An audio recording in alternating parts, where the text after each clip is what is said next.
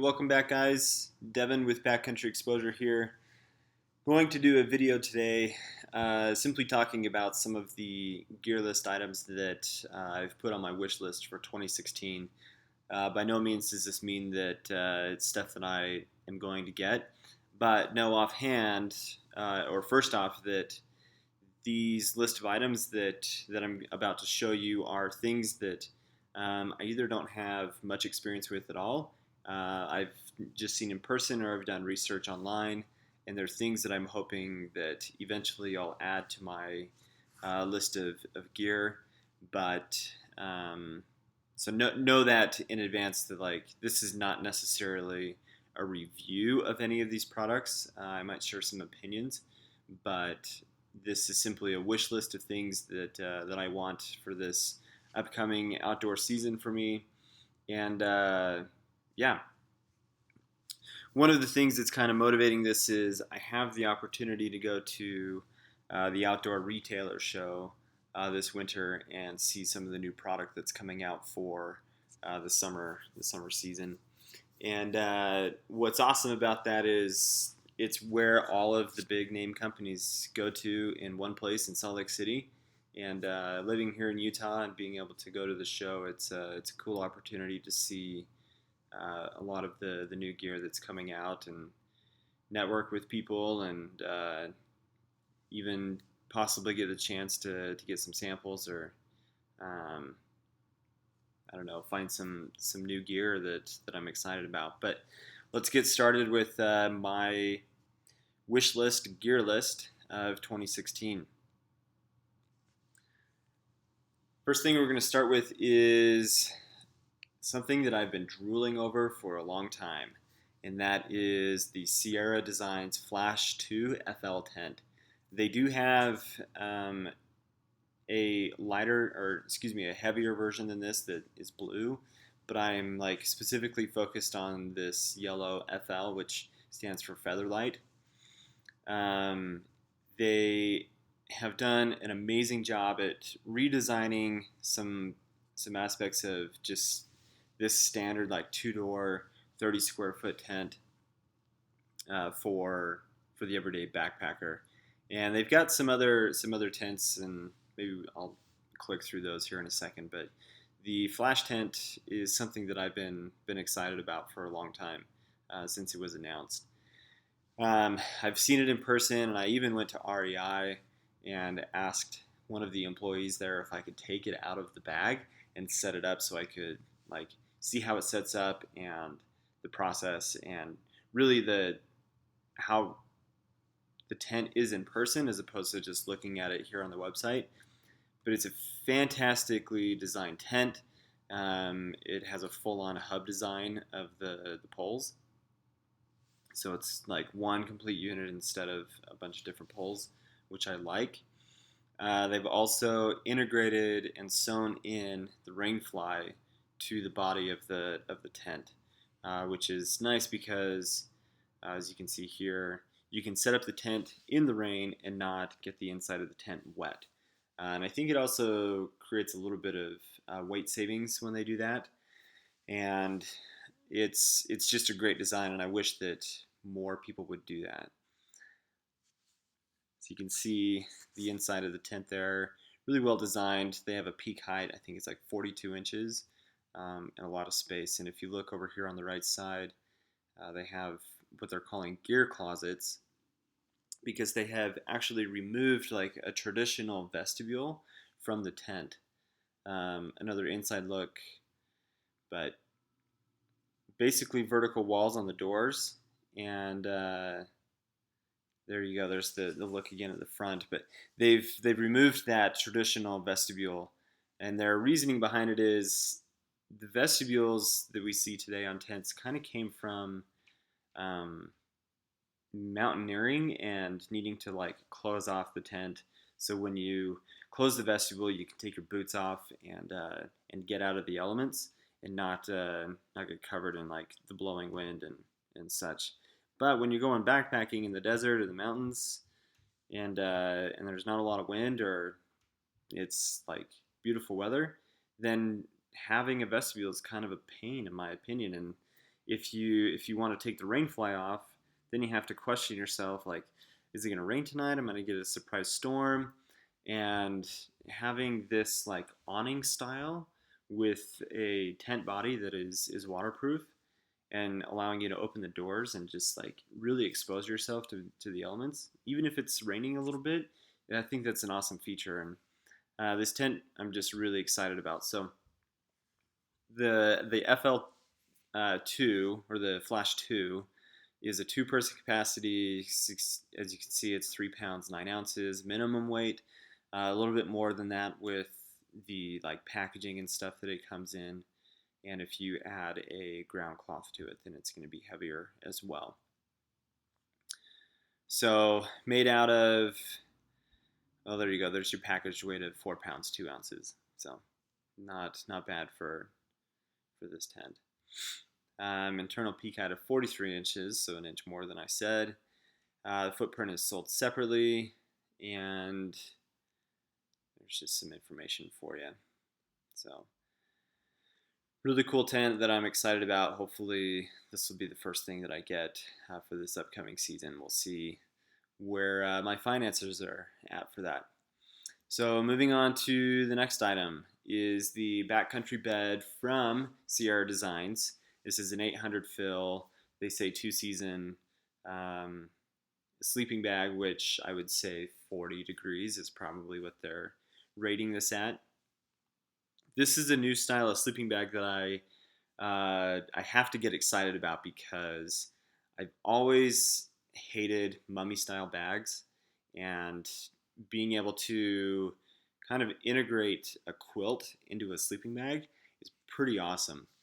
I'm not going to go into a lot of detail on this because I don't have much of any experience with it, but it's a product I'm excited about. When I went to Outdoor Retailer and they had this new product available to look at, it got me excited. And for what it is, I mean, 2 pounds for a sleeping bag with that much material, it's awesome. So they've got a temperature rating of 38 degrees Fahrenheit on there. So that is the Backcountry bed that I'm excited about. Next is something that I am very familiar with, and I have had since the first time the Raptor of this shoe was announced. I think I've had 3 pairs of these shoes, maybe 4. Anyway, the Ultralight GTX from La Sportiva. This is hands down my favorite shoe to hike in when I'm backpacking. In the recent backpacking trips that I've done, they've all almost been in La Sportiva shoes. Even though this is a mountain running shoe, it's really good for hiking because it's very stable and it's waterproof. This particular one is Gore-Tex. Now, when I went and did the 45 miles of hiking down the Pariah River in Utah, granted, like, the Gore-Tex didn't really mean anything, minus keeping the sand out of my feet, which is probably the most important thing when I am wearing this shoe in the desert.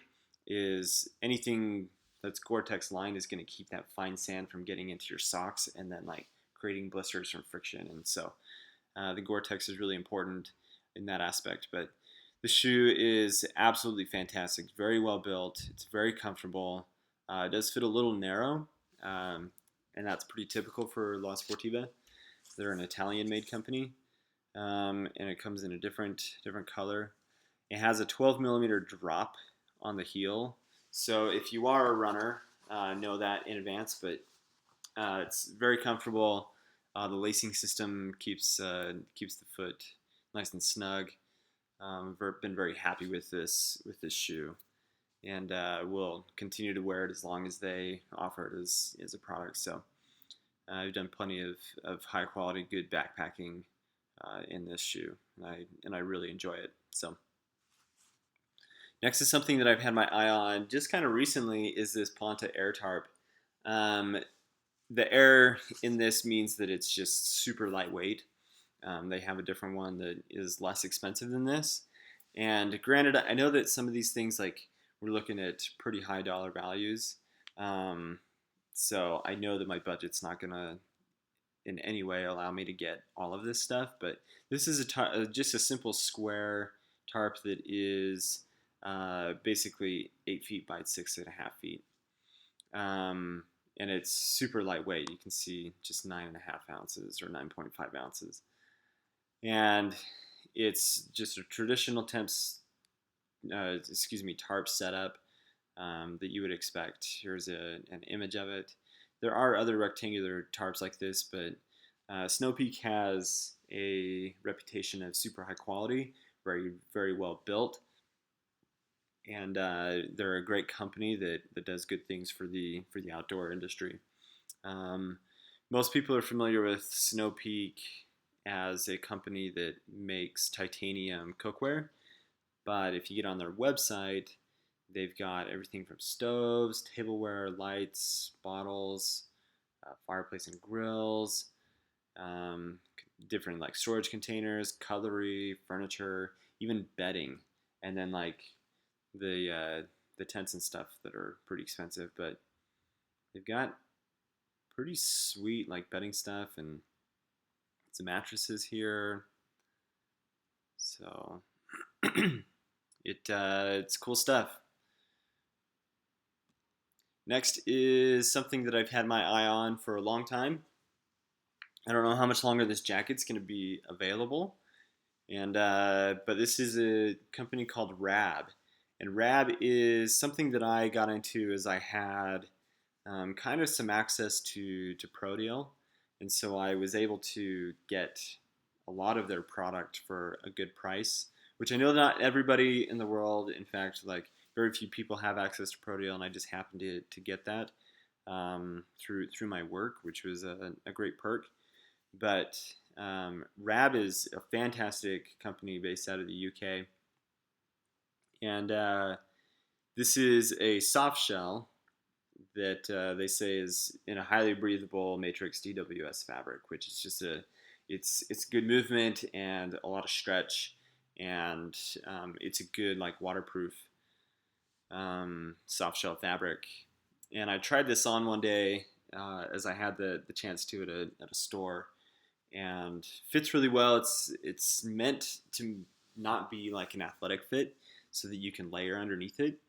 But the cuffs on the jacket are some of my favorite things that Rab does.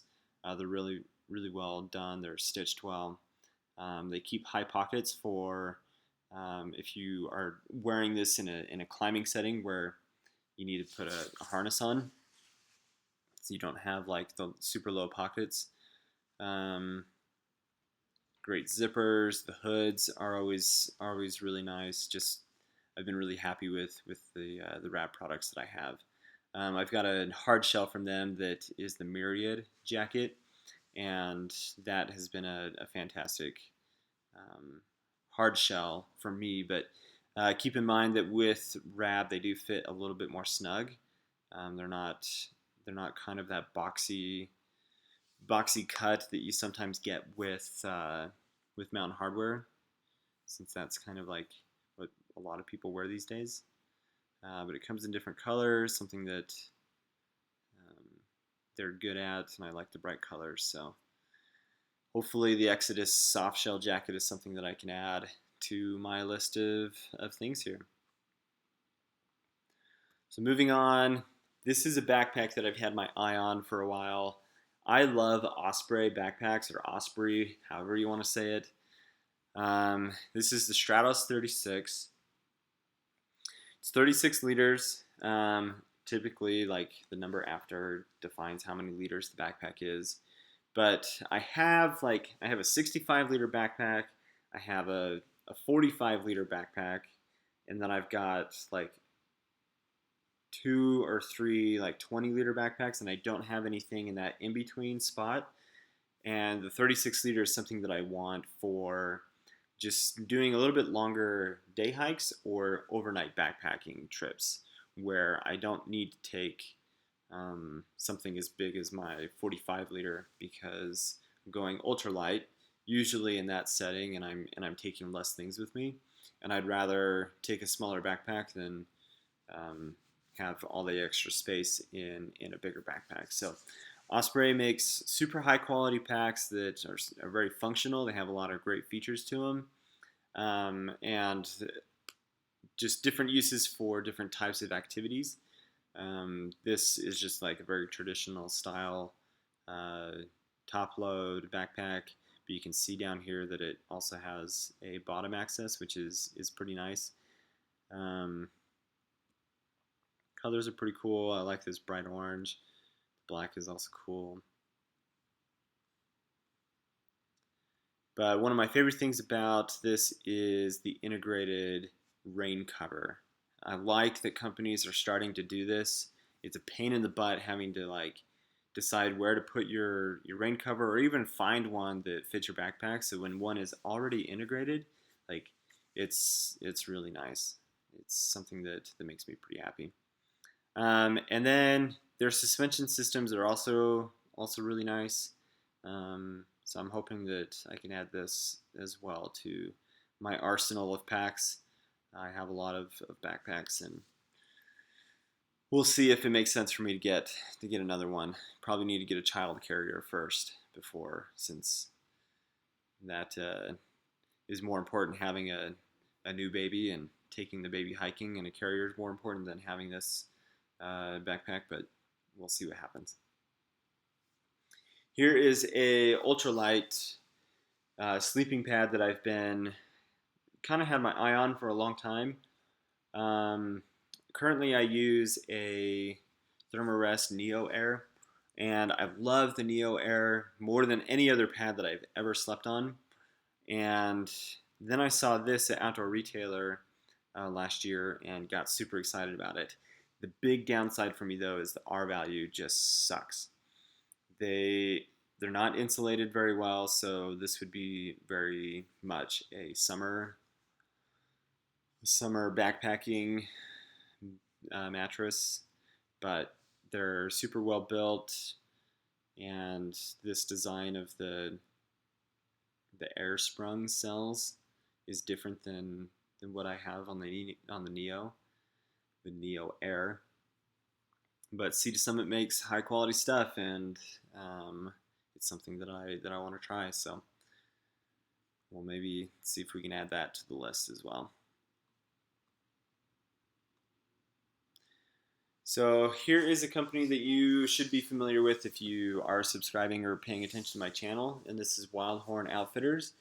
To my knowledge, they are a new company based out of Utah, and they are creating products that they feel like they can improve upon that are out there in the industry.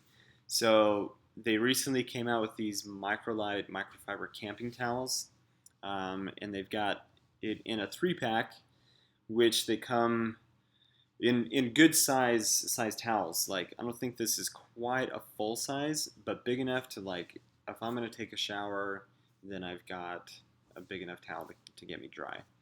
And then, so they've got the extra large, large, and small. It's made from a nice, really soft microfiber. I'll just show you some other pictures here.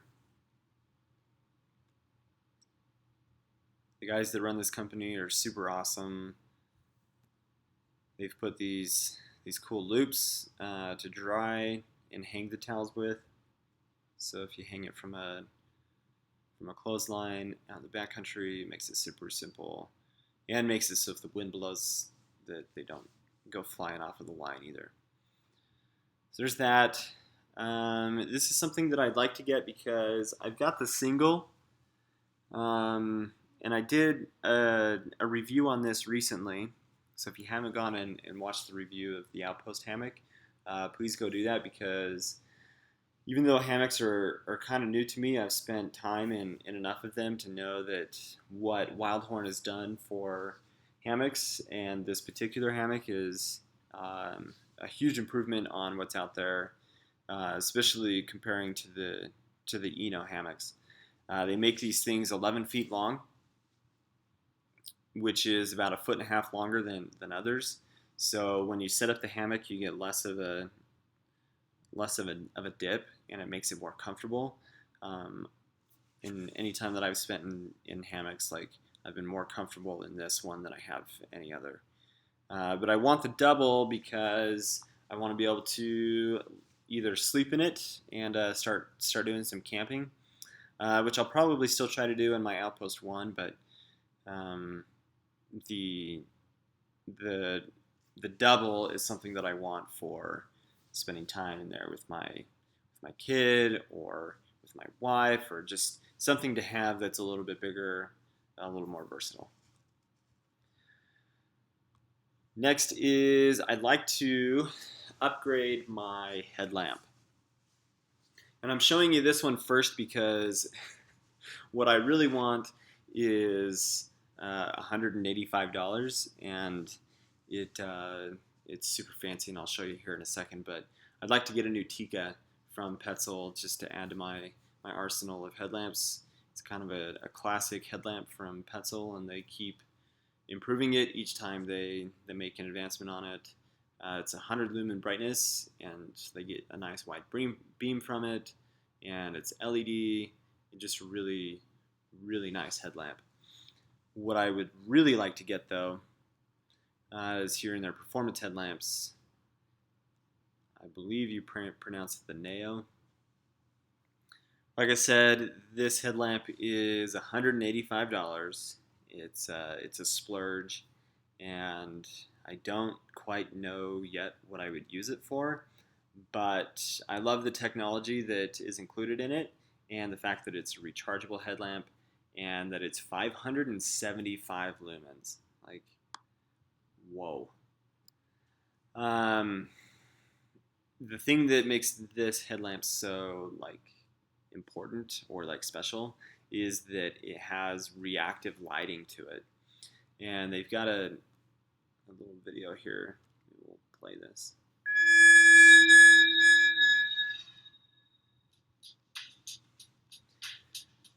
But because the reactive lighting, depending on where you are looking, the headlamp is going to adjust its lighting and the brightness and how many lumens it's showing. So they're showing runners here, which as you're running, if you're not able to light up your trail, then that can be dangerous. But if you're looking out away from you, then it's going to brighten up. But if you've got a map or something in front of you, then it will automatically adjust the brightness so it's not as bright and doesn't blind you. So that's the Neo headlamp that I'd like to get, but again, it's $185. I think it's a little excessive, but we'll see if that makes sense. Here is something that I'm totally 100% sold on for cooking in the backcountry, and I just haven't taken the time to spend the $60 plus shipping to get one. Mostly because of when I decided to get one, it was not really out of necessity or need. But this is a FryBake, and if you are not familiar with FryBake, you need to get familiar with it, because cooking in the backcountry is not all about just boiling water, sticking in a pouch, and rehydrating food. You can cook really high quality, good meals in the backcountry if you have the right equipment. And a FryBake is one of those things that you can use. We've done everything from cooking calzones, burritos,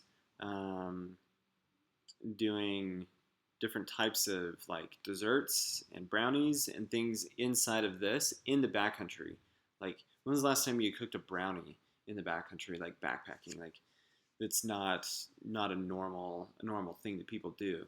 So FryBakes are awesome, and I'm hoping to do some videos in the future about the Knowles cookery system.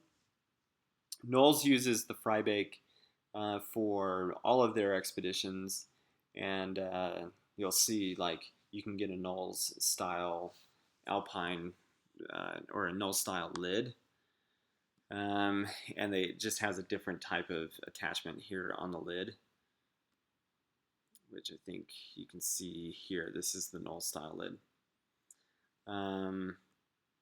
These things are fantastic, and if you're taking like stuff that can't get crushed, then you can stick it in here as well.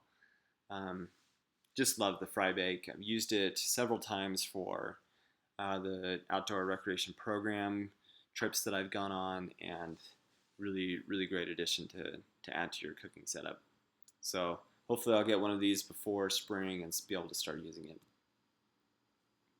I've talked about this product before, but these food canisters from Klean Kanteen are something that I think are a great addition to either your car camping setup or even backpacking.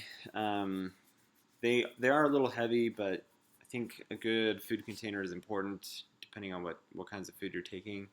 So the smallest they've got is this 8 ounce and then 16 ounce, and they've got like some bigger ones.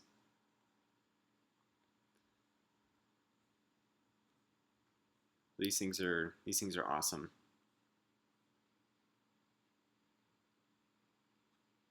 Show you some pictures here. You can get the vacuum insulated ones and so keep things cold, put ice cream in it. That's pretty cool. Mostly I like to put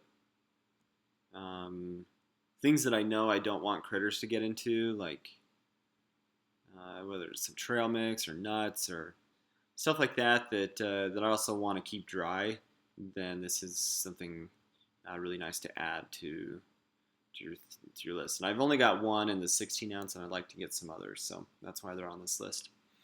Last is something that I've used in the past on trips.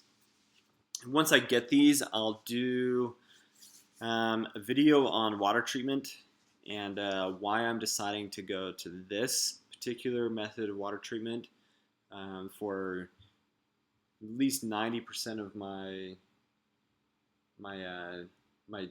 time in the backcountry versus taking a massive water filter. And that is just because of the simplicity and the ease of use on these. So these are a 2-part water treatment system that you can see that it's like a phosphoric acid activator. I don't know all the like science behind how it works, but you basically, for an Nalgene or 32 ounces size bottle, you put 7 drops of part A and 7 drops of part B into this white cap. Let it sit for 5 minutes until it turns the color of Mountain Dew. Dump it into your water. Let it soak through the water for about 30 minutes, and then your water is safe to drink. So if I'm creating drinking water for the trail, then this is the way to go. If I am cooking, then I'm boiling my water. I think we get too anal about the water that we drink, and I'm of the strong opinion that water isn't what makes us sick. It's a matter of people not washing their hands or cleaning their hands after they have gone number 2 or just use the bathroom in general in the backcountry, and then they start cooking. And we get sick from getting poop in the mouth and not necessarily from our water. So this will treat up to 30 gallons. It's super lightweight. It's very small. These are only like the size of, I don't know. They're like 3 inches tall. Like they're small and they're easier to take than a massive water filter. So there you go, guys. That is my 2016 wish list gear list. And I know there's some expensive items on there. There's some things that probably aren't very practical for everybody. But that's my list and just an idea of things that are out there that I feel like are innovative in the industry right now. And we'll leave you with that. Just so you're aware, this photo was taken in June of this year. This is outside of Whitefish, Montana.